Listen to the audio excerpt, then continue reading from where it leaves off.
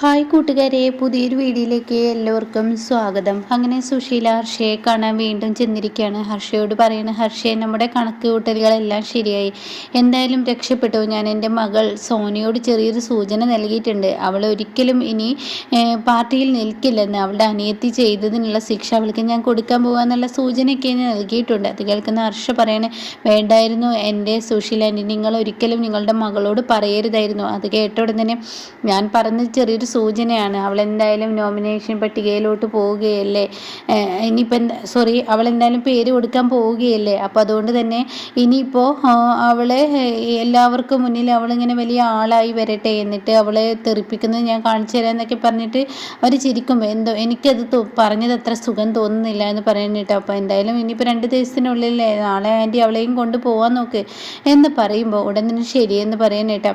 അമ്മയുടെ അനുപമയുടെ അടുത്ത് എത്തുകയാണ്. അപ്പം അനുപമയാണെങ്കിൽ സുശീലയെ കാണുമ്പോൾ തന്നെ അനുപമക്ക് കലിപ്പ് തുടങ്ങുകയാണ്. പഴയ സുശീലയല്ല. ഒരു മനുഷ്യ സ്ത്രീയെ ആക്കാൻ നോക്കിയത് തെറ്റായിപ്പോയി. അത് തെറ്റ്. എന്ത് ഇവരോട് ചെയ്താലും ഇവർക്ക് പക വിടില്ല. ഇവർ പകയും വിദ്വേഷവും മാത്രം കൊണ്ട് നടക്കുന്ന സ്ത്രീയാണെന്ന് അനുപമക്ക് മനസ്സിലായിട്ടാണ്. അപ്പോൾ അനുപമയുടെ മുന്നിലോട്ട്, മോളെ അനു, ഇന്നല്ലേ ഇപ്പോൾ പേര് കൊടുക്കേണ്ട ദിവസം, അപ്പോൾ നമുക്ക് ഇന്ന് അങ്ങോട്ടേക്ക് പോകണ്ടേ, വിച്ചുമോൻ ഇവിടെ നിന്നോട്ടെ, ഇന്ന് നമുക്ക് അങ്ങോട്ടേക്ക് പോവാം, മോൾക്ക് ചായ എന്താ കൊണ്ടുവരേണ്ടത്, എനിക്കെൻ്റെ മോള് പഞ്ചായത്ത് പ്രസിഡൻ്റ് ആയിട്ട് വേണം എല്ലാവർക്കും മുന്നിൽ നെഗളിക്കാം, പ്രത്യേകിച്ച് ആ വാസന്തിയുടെ മുന്നിൽ. നിൻ്റെ അനിയത്തിയെ കുറ്റം പറയാൻ പറ്റത്തില്ല. അവൾ ഒരു ഒരു ലെവലില്ലാത്തൊരു പെൺകുട്ടിയാണ്. അവൾ ആര് പറഞ്ഞാലും അങ്ങനത്തെ ഒരു സ്വഭാവക്കാരിയാണ്. അതുകൊണ്ട് അവളെ ഞാൻ കുറ്റം പറയത്തില്ല. വാസന്തി അവളെ പിരികേട്ട് വിട്ടു, അതിനനുസരിച്ച് അവൾ പ്രവർത്തിച്ചു എന്നൊക്കെ പറയുമ്പോൾ ഇന്ദ്രനെ ഇങ്ങനെ അനുപമ നോക്കുകയാണ് കേട്ടോ. സമയം ഇന്ദ്രൻ കണ്ണുകൊണ്ട് കാണിക്കുകയാണ്, വില കൊടുക്കണ്ട എന്ന്, എന്തായാലും ഇപ്പോൾ പിടി കൊടുക്കണ്ട എന്നുള്ള ലെവലിൽ കേട്ടോ. അങ്ങനെ ഈ സമയം എന്തായാലും നമുക്ക് ഇനിയിപ്പോൾ പേര് കൊടുക്കാൻ പോവുമല്ലേ, നീ ഒന്ന് എൻ്റെ മരുമകൾ പഞ്ചായത്ത് പ്രസിഡൻ്റ് ആയിട്ട് വേണം പലവരോടും എനിക്ക് ചോദ്യം ചെയ്യാൻ എന്നൊക്കെ ഇങ്ങനെ പറയുന്നുണ്ട് കേട്ടോ. അങ്ങനെ ഈ സമയമാണെങ്കിലോ അങ്ങോട്ടേക്ക് സോന കയറി വരികയാണ്. അപ്പോൾ സോനയാണെങ്കിലോ വന്ന ഉടൻ തന്നെ ഇന്ദ്രൻ പറയാണ്, ഹനു നീ ഒന്നും കൂടി ആലോചിച്ചോ, നിനക്ക് ഇനി ഇതിനോട് താല്പര്യമില്ലെങ്കിൽ ഇനി ഇത് വേണ്ടെന്ന് വെക്കാം, അതല്ലേ നല്ലത്. അപ്പോൾ അത് കേട്ട ഉടൻ തന്നെ ഇന്ദ്രൻ പറയാണ്, എന്താണ് നീ പറയുന്നത്, നീ ഇങ്ങനെയൊന്നും അവളുടെ മനസ്സിൽ കേട്ടല്ലേ. അപ്പോഴേക്കും സോനെ, നിനക്കിപ്പോൾ നിൻ്റെ ഏട്ടത്തി പഞ്ചായത്ത് പ്രസിഡൻ്റ് ആവുന്നതിൽ നിനക്ക് താല്പര്യമുണ്ടോ? അത് കേൾക്കുന്ന സോന സുശീലയെ ഇങ്ങനെ നോക്കുക. അപ്പോൾ സുശീല കണ്ണിട്ട് കാണിക്കുകയാണ്, ആന്ന് പറയും. അപ്പോൾ ഉടൻ തന്നെ എന്തായാലും അമ്മയ്ക്ക് ചെയ്യാൻ പറ്റാത്തത് ഏട്ടത്തി ചെയ്യുന്നതിൽ സന്തോഷം തന്നെയാണ്. ഏട്ടത്തി പഞ്ചായത്ത് പ്രസിഡൻ്റ് ആവുന്നതിൽ എനിക്കെന്താ വിരോധം? ഏട്ടത്തി ചെയ്ത് തെറ്റിനുള്ളതിനാണ് ഏട്ടത്തിയെ ഞാൻ പ്രതികരിച്ചത്, ഏട്ടത്തി അത് അംഗീകരിച്ചില്ല എന്നൊക്കെ ഇങ്ങനെ പറയണം. അപ്പോൾ ഈ സമയം എല്ലാം അറിഞ്ഞിട്ടും സോനയുടെ ആ ഒരു കളിയുണ്ടല്ലോ, അത് ഒരിക്കലും അനുപമക്ക് വിശ്വസിക്കാൻ കഴിയില്ല. അപ്പോൾ അനുപമ പറയണ, തെറ്റ് ചെയ്തിട്ടില്ലെങ്കിൽ എവിടെയും ആരെയും പേടിക്കേണ്ട ആവശ്യമില്ല. അപ്പോൾ അത് നിവർന്ന് നിന്ന് പറയാനുള്ള ആ ഒരു തൻ്റെ ഇടം എനിക്കുണ്ട്. ഞാൻ തെറ്റ് ചെയ്തിട്ടില്ല, അതുകൊണ്ട് ഞാൻ നിന്നോട് അങ്ങനെ സംസാരിച്ചത്.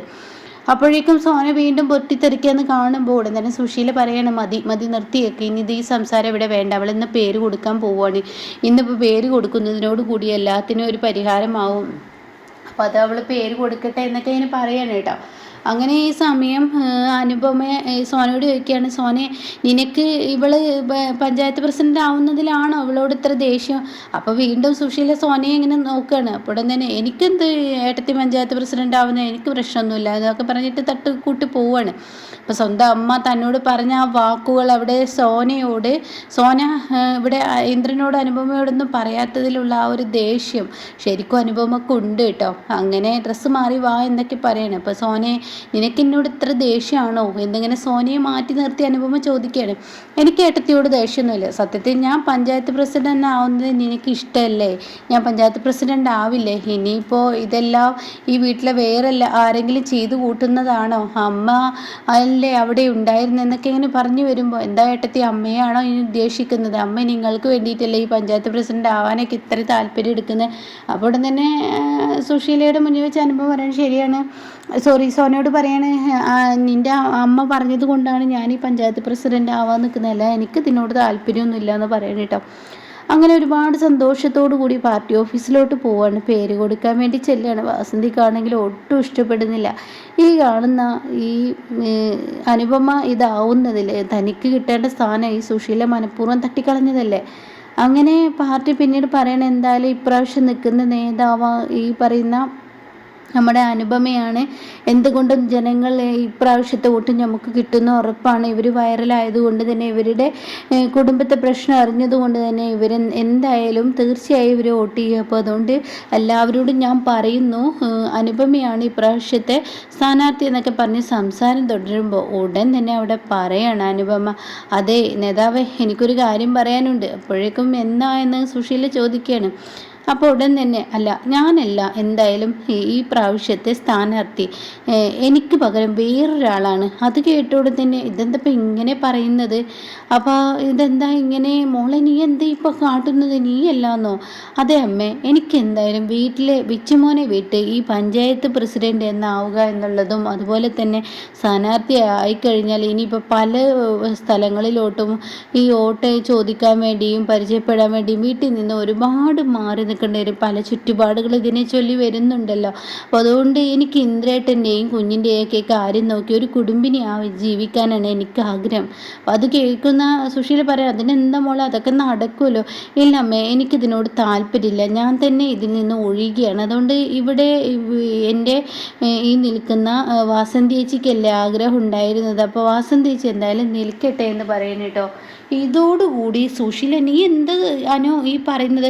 ഇല്ല അമ്മ, എത്ര നിർബന്ധിച്ചിട്ടും കാര്യമില്ല, ഞാൻ നിൽക്കത്തില്ല, എനിക്കിതിനോട് താല്പര്യമില്ല, പലതും കൂട്ടി വായിച്ച് നോക്കുമ്പോൾ എനിക്കെന്തോ നിൽക്കാൻ തോന്നുന്നില്ല എന്ന് പറയട്ടോ. അപ്പം തൻ്റെ കണക്ക് കൂട്ടലുകളെല്ലാം തെറ്റിയാണ്. അപ്പോഴേക്കും സുകുമാരി, ഇതെന്താ സുശീല ചേച്ചി ഈ നിങ്ങളുടെ മരുമകൾ ഇങ്ങനെയൊക്കെ പറയുന്നത്? അനു, നീ ഞാനൊന്ന് പറയുന്നത് കേൾക്കേ. ഇല്ല, ഞാൻ എന്തായാലും നിൽക്കുന്നില്ല, അതെൻ്റെ തീരുമാനമാണ്. ഇന്ദ്രേട്ടൻ്റെ അമ്മയോടൊന്ന് പറഞ്ഞു കൊടുത്തേക്ക്. അപ്പോൾ ഇന്ദ്രൻ പറയണേ, അമ്മേ അനു നിൽക്കേണ്ട, അത് എൻ്റെയും കൂടി തീരുമാനമാണ്. ഇതിനെ ചൊല്ലി ഒരുപാട് നടക്കേണ്ടി വരും. ഇപ്പോൾ തന്നെ അനുവിന് ടെൻഷൻ കയറിയത് കൊണ്ട് ഗ്യാസ് തുറന്നിടലും അങ്ങനെയുള്ള പരിപാടികളൊക്കെ വരുന്നു. അതിനു മുന്നേ ഒരു പരിപാടിയും കൂടി നടക്കുന്നുണ്ട്. അതായത് സുശീല വീണ്ടും അനുപമ ഓരോന്ന് ഉണ്ടാക്കി തീർക്കുന്നു എന്നുള്ള ആ ഒരു തോന്നൽ എല്ലാവരിലും ഉണ്ടാക്കുന്നുണ്ട്. അപകടങ്ങൾ ഉണ്ടാക്കുന്നത് അനു ആണെന്നുള്ളത്. അപ്പോൾ അതുകൊണ്ട് ഇന്ദ്രൻ പറയണം, അനു ഇങ്ങനെ ശ്രദ്ധ പോവുകയാണ് ഈ പാർട്ടിയിലോട്ടൊക്കെ കയറുമ്പോൾ. അതുകൊണ്ട് വീട്ടിൽ ഇങ്ങനെയൊക്കെ ആയിക്കഴിഞ്ഞാൽ വലിയ ബുദ്ധിമുട്ടാണ്. വീട്ടിൽ ഇപ്പം തന്നെ സ്ഥാനാർത്ഥി പോലും ആയിട്ടില്ല, അപ്പോഴേക്കും അനുവിൻ്റെ ഉള്ളിൽ ടെൻഷൻ ആവുകയും അപകടങ്ങൾ വിളിച്ചു വരുത്തുന്ന അനുവിനെ പോലെയുള്ളവളെ പഞ്ചായത്ത് പ്രസിഡന്റ് ആക്കിയിട്ട് കാര്യമില്ല. അതിനൊക്കെ തരണം ചെയ്ത് ജീവിക്കാനുള്ള കഴിവേണം. അതുകൊണ്ട് അമ്മ അത് വേണ്ട. അപ്പോൾ ഈ സമയം അയ്യോ, ഇപ്പോൾ ഹർഷ പറഞ്ഞത് പ്രകാരം ഞാൻ വീട്ടിലിങ്ങനെ ഓരോന്നും ഉണ്ടാക്കിയിട്ട് ഇപ്പോൾ എന്താ ഉണ്ടായത്? അവൾ അതിൽ നിന്ന് പിന്തിരിയാണല്ലോ, എങ്ങനെ ഇനിയിപ്പോൾ ഇതിലോട്ട് അവളെ കൊണ്ടുവരും?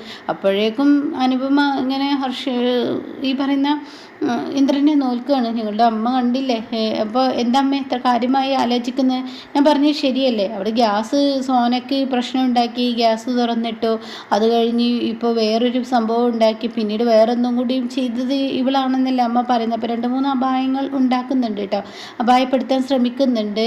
അത് ഒക്കെ കൊള്ളുന്നത് സോനയ്ക്ക് തന്നെയാണ്.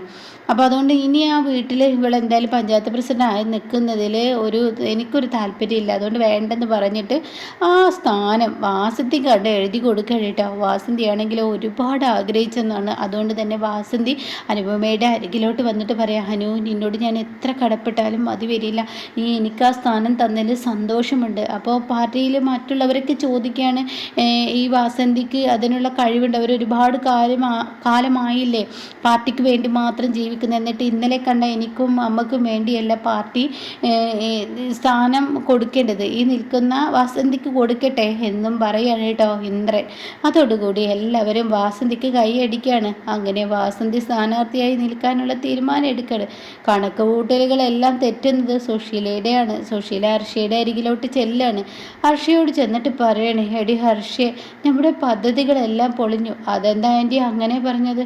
അവൾ ഇനി സ്ഥാനാർത്ഥിയാക്കില്ല എന്നുള്ള ആ തീരുമാനം അവൾ തന്നെ എടുത്തു. നമ്മൾ അവളെ നാണം കെടുത്താന്ന് വിചാരിച്ചപ്പോൾ അവൾ തന്നെ നമ്മളെ നാണം കെടുത്തുകയാണ് ചെയ്തത്. അവൾ എല്ലാവർക്കും മുന്നിൽ എന്നെ നാണം കെടുത്തി. ഞാൻ ഇനി പാർട്ടി ഓഫീസിൽ പോകാൻ പറ്റില്ല, പാർട്ടി ഓഫീസിൽ എന്നല്ല മൊത്തത്തിൽ എനിക്ക് തലപൊന്തിക്കാൻ പറ്റില്ല. അവൾ തന്നെ വേണ്ടെന്ന് പറഞ്ഞ് ആ വാസന്തിക്ക് ആ സ്ഥാനം കൊടുത്തിരിക്കുന്ന എന്താ സത്യം വെളിപ്പെടുത്തുമ്പോൾ ഹർഷ അങ്ങ് പൊട്ടിത്തെറിക്കുകയാണ് കേട്ടോ.